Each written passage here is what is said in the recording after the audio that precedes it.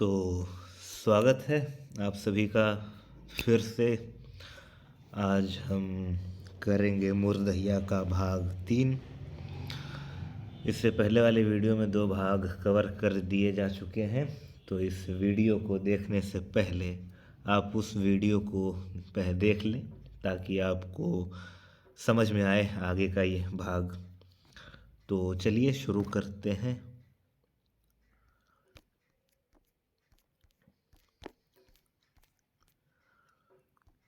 कल हमने यहीं पे समाप्त किया था, अर्थात छोड़ा था। आज यहीं से दोबारा करते हैं। इसी तरह जाड़े के दिनों में कौड़ा तापते हुए वह आलू तथा ताज़ा मटर की छिम्मी भूना करती थी तथा अन्य बड़े बच्चों से छिपाकर सिर्फ मुझे ही खाने को देती। इधर धीरे धीरे दादी तेज बुखार के कारण मरणासन्न हो गई। घर में लोग विचार करने लगे कि कफन आदि की तैयारी करनी चाहिए। इसी बीच गांव में एक हिंगुहारा आया, यानी हींग बेचने वाला। उस हिंगुहारे की विशेषता यह थी कि वह दूर दूर फैले अनगिनत गांवों में साल भर में सिर्फ एक बार जाता था और आवश्यकता अनुसार किसी को भी हींग देकर उसका नाम पता अत्यंत पुरानी बही में लिख लेता। फिर बिना शुल्क लिए वह वापस लौट जाता। इसके साल भर बाद उसी महीने के किसी दिन उस गांव में पुनः वापस आता और अपने पुराने ग्राहक के घर के सामने खड़ा होकर गाते हुए पैसा मांगता। पैसा मांगने का यह तरीका बड़ा आकर्षक होता था। मान लीजिए कि वह जगलू नामक ग्राहक को साल भर पहले हींग देकर गया था, तो उसके घर के सामने इस तरह गाता, हे जुगलू कमाई, काम धाम बंद करा, हींग का पैसा खरा करा। यही शैली वह हर किसी के घर के सामने दोहराता। संयोगवश इसी शैली में गाते हुए वह हमारे घर के सामने पहुंचा। उस हिंगुहारे की आवाज़ दादी के कानों में पड़ी। दादी धीमी आवाज़ में घर वालों को उसका पैसा देने के लिए कहकर चुप हो गई। बीच वाले मुन्नर चाचा घर के मालिक होते थे। उन्होंने उसे पैसा दिया। उस हिंगुहारे ने उत्सुकतावश दादी के बारे में पूछा कि वह कहाँ है, क्योंकि हर बार वही पैसा देती थी। जब उसे पता चला कि दादी बीमार हैं, वह उसे देखने गया। उस हिंगुहारे ने मुन्नर चाचा से कहा कि दादी को तुरंत अस्पताल ले जाया जाए, अन्यथा मर जाएंगी। उस समय हमारे गांव से करीब 7 किलोमीटर दूर बरहलगंज नामक छोटे से बाजार के पास एक 2 कमरे वाला छोटा सा अस्पताल था, जिसमें मात्र एक आधुनिक डॉक्टर होता था। यह डॉक्टर उस पूरे क्षेत्र में अंग्रेजी डॉक्टर के रूप में प्रसिद्ध था। यह पहला अवसर था जब हमारे घर वाले अंधविश्वास से ऊपर उठकर हिंगुहारे की सलाह मान लिए और दादी अस्पताल पहुंच गई। एक ढीली चारपाई, जिसे झिलंगा कहते थे, के दोनों हिस्सों में मोटी डोर बांधकर उसे एक मोटे बांस की काड़ी में लपेटकर डोली की तरह बना लिया गया, जिस दादी को लिटाकर आगे पीछे 2 आदमी पालकी की तरह ढोते हुए अस्पताल ले गए। डॉक्टर ने दादी को मोटी सुई लगाकर पीने के लिए शीशे के बड़े घड़े से निकालकर एक बड़ी शीशी में लाल घोल दिया तथा साथ में कुछ खाली हुई सफ़ेद टिकिया। दादी को उसी झेलंगे पर तुरंत घर वापस लाया गया और वह 3-4 दिन बाद ठीक होने लगी। उस समय मैं बहुत प्रसन्न हुआ। दादी मरने से बच गई और विक्टोरियों से भरी उनकी भरकी को उसने कुछ दिन बाद पुनः ज़मीन में गाड़ दिया। भरकी को गाड़ना शायद दादी के लिए नए सिरे से जीने का एक पुनरुद्देश था। वह हिंगुहारा गांव की याद आने पर आज भी मुझे बहुत याद आता है। उसका नाम और पता कभी किसी को मालूम नहीं था। वह पूछने पर किसी को बताता कि वह किसी के पूछने पर भी नहीं बताता। वह धोती कुर्ता पहनता था और सिर पर गांधी टोपी लगाता था, थोड़ा टेढ़ा करके। उसकी बड़ी तोंद भी थी, इसलिए टोपी खूब जमती थी। वह देखने में पुराने कांग्रेसी नेता सीताराम केसरी के बड़े भाई जैसा लगता था। गांव के बच्चे पूरे साल शाम के समय किसी के घर के सामने उसी हिंगुहारे के गाने वाले लहजे में हींग का पैसा खर करा गाकर भागते हुए अपना खूब मनोरंजन करते थे। साल में जब भी एक बार वह गांव में आता, दर्जनों बच्चे उसके साथ होकर घर घर जाते और उसे हींग का पैसा खर करा गाते सुनकर अति प्रसन्न होते। वह हाथ से सिली हुई छोटी बोरी नुमा टंगने वाली धोकरी कंधे पर लटकाए रहता। उसी में वह हींग तथा कुछ पुड़िया बांधने वाले कागज रखता था। वसूले गए पैसों को वह उसी धोकरी में रखता था। उसकी यह जादुई धोकरी ठीक वैसे ही थी जैसे कि सारंगी बजाकर भजन गाते गांव गांव भीख मांगने वाले गेरुआधारी जोगियों की। ऐसा ही एक जोगी हमारे गांव में साल भर में सिर्फ एक बार आता था। वह भीख लेने से पहले बड़ी सुरीली आवाज में गाता था तथा सारंगी बजाते हुए पूरे गांव की चारों तरफ से फेरी लगाता, फिर बारी बारी से भीख स्वीकार करता। यह जोगी भी उसी हिंगुहारे की तरह बहुत लोकप्रिय था। एक जोगी हमारे गांव में भी रहते थे। जाति से वे नोनिया थे। वे गेरुआधारी नहीं थे और न ही भीख मांगते थे। उन्हें लोग राशन आदि पहुंचा देते थे। वे एक सफ़ेद धोती या लुंगी कमर में लपेटकर दोनों खूंटों को आर पार करके गर्दन के ऊपर बांध लेते थे। इसके अलावा वे कुछ और नहीं पहनते। उनकी लंबी लंबी दाढ़ी तथा सिर पर बड़े बड़े बाल थे। हाथ में वे हमेशा पानी से भरी एक तुमड़ी रखते थे। तुमड़ी सूखी लौकी की जगनुमा टंगने वाली बनी होती थी, जिसे साधुओं का पात्र कहा जाता था।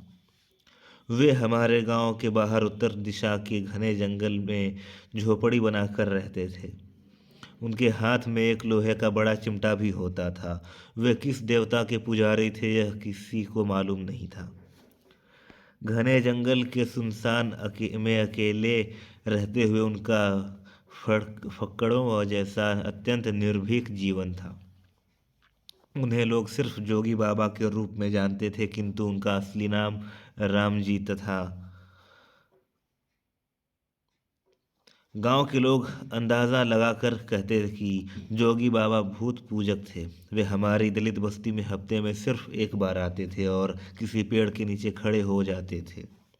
उनकी सबसे बड़ी एक अति रोचक विशेषता यह थी कि उनके सामने जिस किसी भी व्यक्ति के मुंह से जो भी पहला शब्द निकलता था, वे उसी शब्द से 3 सतर वाली कविता तत्काल बनाकर एक विचित्र स्वर शैली में गाने लगते थे। जैसे किसी के मुंह से निकल गया जोगी बाबा, वे तुरंत गाने लगते, जैसन कहत बाड़ा जोगी वैसन बढ़त बाड़ा रोगी, बड़ ससतिया सहबा राम, बड़ ससतिया सहबा राम। इसी तरह किसी मुंह से निकल पड़ा कि आंधी आ रही है, जोगी बाबा गाते, जैसन कहत बाड़ा आंधी वैसन मारल गईले गांधी, बड़ ससतिया सहबा राम, बड़ ससतिया सहबा राम। किसी के मुंह से दवा शब्द निकला तो जोगी बाबा गाते, जैसन कहत बाड़ा दावा वैसन चलत बाड़ी हवा, बड़ ससतिया सहबा राम, बड़ ससतिया सहबा राम। इस तरह वे हाजिर जवाब काव्य के एक अति कुशल कवि थे तथा हजारों शब्दों को इस विधा में तत्काल पलटने की उनमें अद्भुत क्षमता थी। जोगी बाबा कभी गद्य में बात नहीं करते थे। शायद उनके जैसा सारी दुनिया में न कोई हुआ और न होगा। इस जोगी बाबा की तरह एक अन्य शैली वाला व्यक्ति उसी अस्पताल वाले बरहलगंज बाजार में रहता था। उसका नाम था बकिया डोम। बकिया डोम का परिवार पेशे से बांस के फट्टे चीर कर टोकरी, चंगेरी, डाल, मौनी, कुरुई, छिट्टा, दौरी आदि बनाकर बाजार में बेचता था। उसके घर में सूअर भी पाले जाते थे। बंकिया डोम सिंघा नामक वाद्य बजाने में अद्वितीय था। सिंघा को ही संस्कृत साहित्य में तूर्यनाद कहते हैं। बकिया डोम स्वयं काले लोहे के पतले पत्थर को 3 भागों में अलग अलग गोल गोल मोड़ कर सिंघा बनाता था। फिर तीनों को 3 टेढ़े मेढ़े हिस्सों में जोड़कर अंग्रेजी भाषा के एस अक्षर वाली आकृति खड़ी कर देता था। उसका यह सिंघा करीब 4 फीट ऊंचाई वाला होता था, जिसमें रस्सी बांधकर वह बंदूक की तरह कंधे में लटका कर चलता था। फरमाइश करने पर वह किसी जगह पर मुंह से फूंक कर बजाने लगता था। रात के सन्नाटे में उसके सिंघा की आवाज़ किसी गांव के आसपास के कई गांवों तक सुनाई देती थी। वह उस क्षेत्र के सैकड़ों गांवों में मशहूर था तथा देखने में बिल्कुल करिया भुजंग लगता था। उसके कंधे पर टंगा हुआ सिंघा आधा बैठे आधा खड़े फण फैलाए सांप की तरह लगता था। वह उस क्षेत्र में तमाम गांवों के सभी प्रमुख लोगों को जानता था। जब भी किसी गांव में किसी व्यक्ति के यहाँ विवाह या मृत्यु भोज जैसे अवसर आते, बंकिया डोम बिना किसी निमंत्रण के वहाँ अपना सिंघा बजाता पहुँच जाता। उस समय ऐसा लगता था कि मानो वह युद्ध की तैयारी के लिए रणभेरी बजा रहा हो। हकीकत भी यही थी। वह भोजन के लिए युद्ध ही करता था। वह बैठकर खाता कम था, झोले में भरता ज़्यादा था। इसलिए कई बार घरैता जिसके घर समारोह होता, उससे लड़ जाते थे। यदि किसी ने उसे झोला भरने से मना कर दिया तो वह तुरंत वहाँ से चल देता और अत्यंत तेज गति से फूंक मारकर सिंघा बजा बजा कर रात के सन्नाटे में एक गांव से दूसरे गांव में जाता और घरैता का नाम लेकर चिल्ला चिल्ला कर लोगों से कहता कि उस गांव का वह आदमी अत्यंत कंजूस, टुकड़खोर, चोर, भुक्खड़, मक्खी चूस, भिखमंगा, सरहंग, बेदिल आदि आदि न जाने क्या क्या है। बकिया डोम के सिंघा का संगीतीय ध्वनि के साथ उक्त विश्लेषणों द्वारा चरित्र चित्रण का विद्रोही तरीका किसी को भी रातों रात घृणा का पात्र बना देता था। लोग उसके विद्रोह के इस तरीके से बहुत घबराते थे। इसके उल्टे यदि कोई उसे अच्छी तरह खिला दे और झोला भी भरने दे तो बखिया डोम ठीक उसी शैली में सिंघा बजाते एक गांव से दूसरे गांव में जाता और उस अच्छे घरैते का नाम लेकर चिल्लाता कि अमुक गांव के अमुक व्यक्ति ने खूब खिलाया और व्यक्ति बड़ा धनवान, दिलेर, दयालु, भलमानुस, राजा हरिश्चंद्र जैसा आदि आदि है। इस तरह वह रात भर के अंदर अनेक गांवों का चक्कर लगा आता था। उसके सिंघा की युद्धोन्मादी ध्वनि अक्सर सोए हुए को जगा देती थी।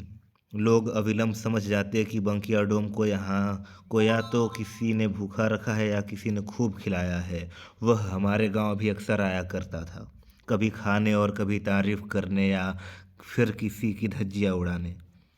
मैंने बकिया डोम जैसा दूरमची कहीं और नहीं देखा। उस हिंगुहारा की तरह कई अन्य भी वैसे हमारे गांव में आते थे, जैसे पटहारा जो शीशा, कंघी, सुई, डोरा, टिकुली तथा मिसी बेचने आता था, चूड़ीहारा जो चूड़ियाँ बेचता था, कपड़हारा जो कपड़े बेचने आता था। ये सभी कुछ न कुछ अजीब स्वरों में गाते हुए ही घर घूमनी करते हुए अपना सामान बेचते थे। सभी का अपना अपना एक व्यापारिक संगीत था। यहाँ तक कि कभी कभी जादूगर आता, वह भी अपना डमरू बजाते हुए संगीत में वार्ताओं में जादू के करतब दिखाता। अपने बंदर बंदरिया के साथ मदारी वाला भी वैसा ही करता और जब कभी बाइस्कोप वाला आता वह गा गा कर सारी दुनिया ही दिखा देता था और जब बाइस्कोप की अंतिम स्लाइड हावड़ा पुल दिखाता तो ज़ोर ज़ोर से गाने लगता, मारे गुंडन से नजरिया, गोरिया हबड़ा पुलवा पर ठड़ी। तो गांव के बच्चे झूम उठते। एक खास बात यह थी कि सिर्फ कपड़हारा को छोड़कर पैसों के बदले अनाज देकर अन्य फेरी वालों से सामान खरीद लिया जाता था तथा जादू, तमाशा या बाइस्कोप देख लिया जाता था। हमारी दलित बस्ती में बहुत गरीबी थी। पैसा देकर कुछ खरीदना बड़ा मुश्किल पैदा कर देता था, इसलिए सब कुछ अनाज देकर ही लिया जाता था। घर में डीबरी जलाने के लिए मिट्टी के तेल से लेकर मिर्च मसाला तक अनाज देकर ही खरीदा जाता था। परिणाम स्वरूप अधिकतर दलितों के घर खाद्यान्नों की चक्रीय कमी हमेशा प्रस्तुत होती रहती थी। खास करके बरसात के दिनों में भूखमरी की स्थिति पैदा हो जाती थी। शुरू शुरू में जब तेज़ बारिश से कट चुकी फसलों वाले खेतों में पानी भर जाता तो उनके अंदर बिल बनाकर रहने वाले हजारों चूहे डूबते हुए पानी की सतह पर ऊपर आ जाते थे। गांव के बच्चे तरकुल या खजूर के पत्तों से बने झाड़ू लेकर उन चूहों पर टूट पड़ते थे तथा उन्हें मार मार कर ढेर सारा घर लाते। मैं भी अन्य बच्चों के साथ टीन की बाल्टी तथा झाड़ू लेकर जाता और झाड़ू से चूहों को मार मार कर बाल्टी भर जाने पर उन्हें घर लाता। इन चूहों को पहले हम घर के लोग रहठा यानी अरहर के डंडल जलाकर उस पर खूब सेकते। इस तरह चूहों के बाल बिल्कुल जल जाते थे। इसके बाद उन्हें साफ करके बोटी बोटी काट दिया जाता था। फिर मसाला डालकर उसका मांस पकाकर खाया जाता था। इस तरह के मैदानी चूहों का मांस बहुत स्वादिष्ट होता था। उन बरसाती ककड़ी के दिनों में इस प्रकार के चूहे जब तक उपलब्ध रहते थे, सभी दलित दाल सब्जी के बदले उन्हीं से गुजारा करते थे। बरसाती मछलियां भी उस गरीबी में बड़ी राहत पहुंचाती थीं, किंतु वे कुछ देर से नदी नालों में उपलब्ध होती थीं। जहाँ तक चूहों का सवाल है, वे जौ और गेहूं की बालियां अक्सर काट कर खेतों में ही गहरी गहरी बिलों अपने गहरी गहरी बिलों में ढेर सारा जमा कर लेते। गांव के मेरे जैसे बच्चे उन बिलों को खोदकर उससे बालियां निकाल लेते थे। एक एक बिल से 1 से लेकर 2 किलो तक अनाज निकल जाते थे। चूहों के बिल से निकली हुई बालियों को मुस्कैल कहा जाता था।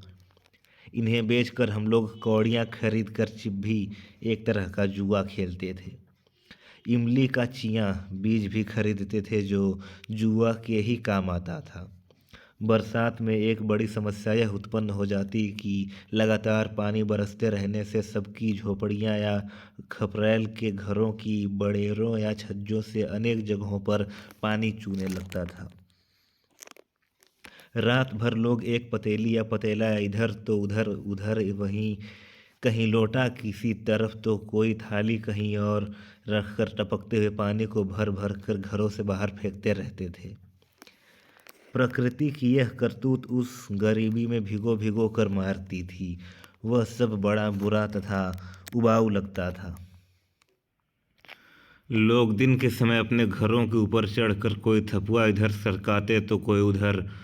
फिर टपकने की समस्या पूर्ण रूप से दूर करना बड़ा मुश्किल हो जाता था।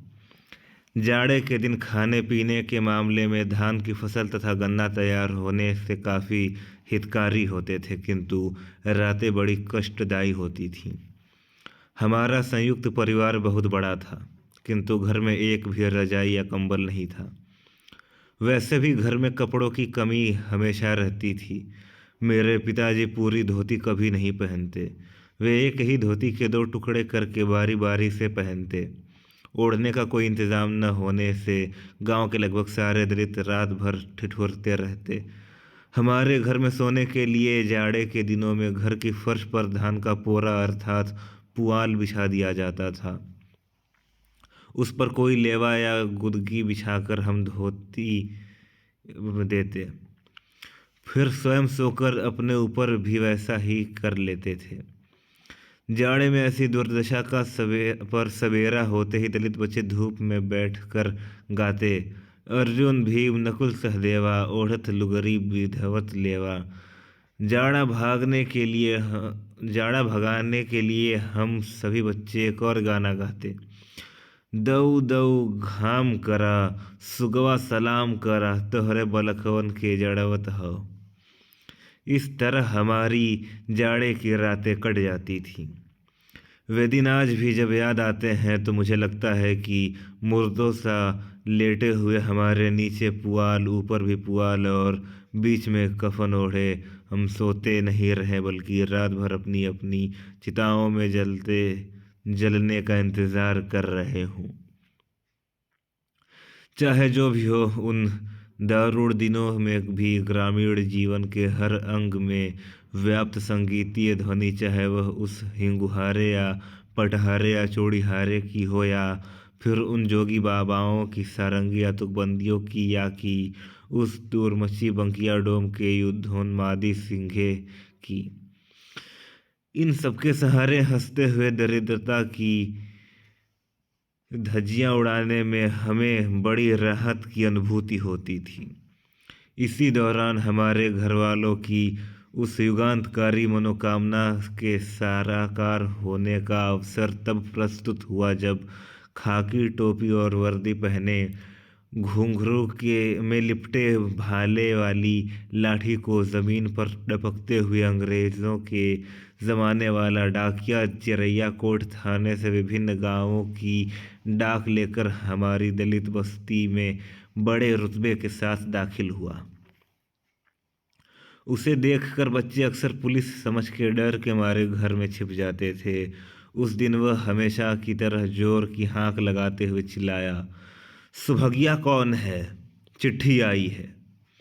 दलित बस्ती में चिट्ठी किसी की भी हो, वह हमेशा चौधरी का घर होने के नाते हमारे घर उन्हें रख कर चला जाता था। मेरे वहीं अति गुस्सैल नग्गर चाचा ने उस चिट्ठी को सुभगिया के घर ले जाने के लिए कहने से पहले मुझसे कहा, तनी पढ़ के देख तरे पढ़ी सकत हउए कि ना। यह घटना सन 1957 के जाड़ों की है। जब मैं तीसरी कक्षा में पढ़ रहा था, मैंने धीरे धीरे पोस्ट कार्ड पर लिखी चिट्ठी आधी चिट्ठी पढ़ दी। यह पहला अवसर था जब वे मुझसे बेहद प्रसन्न होकर मेरा हाथ पकड़े स्वयं सुभगिया के घर की तरफ चल पड़े।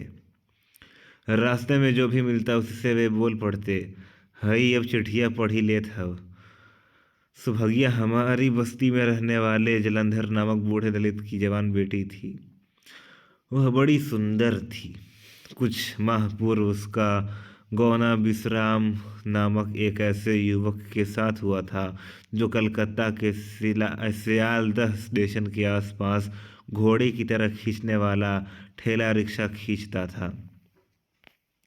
इस ठेले को बंगाल में टाना रिक्शा कहते हैं। वह इधर से उधर टाना रिक्शा के यात्रियों को बैठाकर दौड़ते हुए गंतव्य स्थल पर पहुंचाया करता था। विश्राम गांव के कुछ अन्य मजदूरों के साथ कलकत्ता के शाम बाजार नामक मोहल्ले में किराए की एक बाड़ी में रहते थे, जिसे वे लोग बासा भी कहते थे। वहीं से वह चिट्ठी आई थी। नगर चाचा ने चिट्ठी सौंपते हुए सुभगिया के पिता जलंधर से मेरी तरफ इशारा करते हुए कहा, यही से पढ़वाए लिहा, ई पढ़ लेला। यह कहकर नंगर चाचा चले गए। इसके बाद थोड़ा सकुचाती हुई सुभगिया मुझे अलग से ले जाकर धीरे से बोली, ओहर चली के चिट्ठिया पढ़ता बाबू। उसकी झोपड़ी के पिछवाड़े एक बड़ा नीम का पेड़ तथा उससे सटी बनी बसवार थी।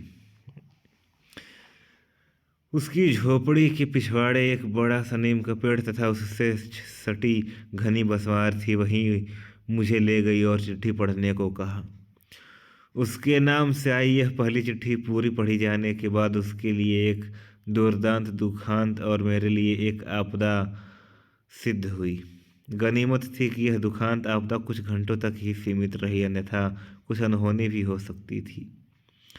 हुआ यह कि वह चिट्ठी कलकत्ते से आने वाले किसी भी अन्य चिट्ठी की ही तरह एक ही जैसे वाक्य से शुरू होकर अन्य समाचारों के साथ समाप्त हुई थी। पारंपरिक शब्दावली में चिट्ठी की पहली पंक्ति थी, श्री सोस्ती सर्व उपमा जोग खत लिखा विश्राम राम, हलदार बाबू की बाड़ी, शाम बाजार कलकत्ता से। शेष चिट्ठी में हालचाल अच्छा बताने के अलावा आवश्यकता की चीज़ों की चाहत के बारे में लिखवा कर बैरन चिट्ठी भेजने तथा आने वाले जेठ के महीने में गांव वापस आकर सुभगिया को कलकत्ता ले जाने आदि की बातें लिखी हुई थी। किंतु चिट्ठी की अंतिम दो पंक्तियां सुनते ही सुभगिया पर कहर टूट पड़ा और वह चिल्ला चिल्ला कर रोने लगी। मैं बिल्कुल डर गया। उसका रोना सुनकर बूढ़े जलंधर बिटिया बिटिया कहते हुए दौड़ पड़े। वहाँ भीड़ जमा हो गई। न मैं कुछ बता पा रहा था, न रोने के अलावा कुछ। सुभगिया कई औरतें मेरे हाथ में चिट्ठी देखकर ताना मारने लगी, हई बड़का पढ़वईता भैल हव, न जाने का पढ़ी देहल। वो रोए रोए के बेहाल हो गई। मेरे हाथ से चिट्ठी छीनकर जलंधर ब्राह्मणों के टोले की तरफ दौड़े ताकि कोई चिट्ठी को ठीक से पढ़कर सुना दे। वास्तव में हुआ यह कि नई नई शादी हुई थी। विश्राम को कलकत्ता में अपने क्षेत्र के किसी अन्य युवक ने एक प्यार मोहब्बत वाली 2 लाइन की शायरी लिख दी थी, जिसे मैंने भी थोड़ा रुक रुक कर किंतु पढ़ा बिल्कुल सही था।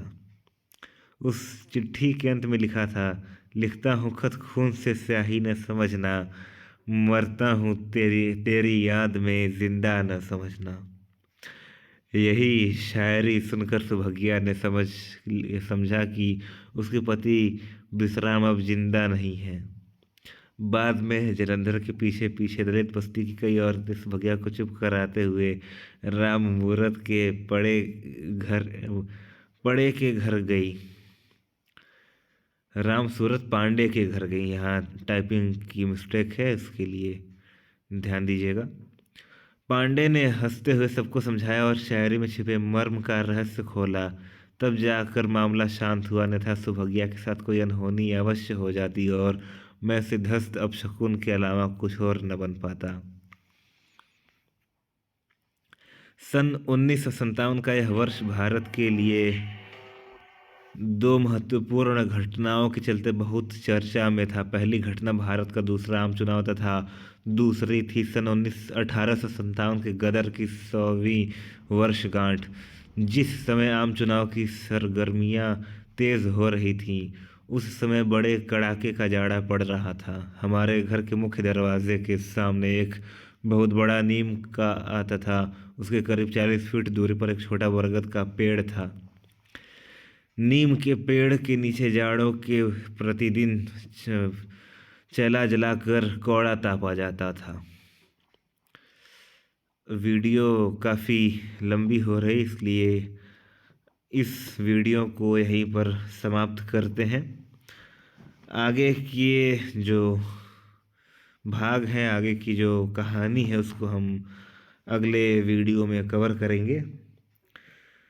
तब तक के लिए आप इससे पहले की जो 2 वीडियो है जिनका लिंक डिस्क्रिप्शन में दिया जा चुका है, उसको देख लें और इसको पढ़ें, सुने। और यदि कोई दुविधा हो या कुछ ऐसा हो जो समझ ना आ रहा हो तो कमेंट बॉक्स में कमेंट करके हमें अवश्य बताएं। हर संभव प्रयास किया जाएगा जिससे आपकी समस्या का हल किया जा सके।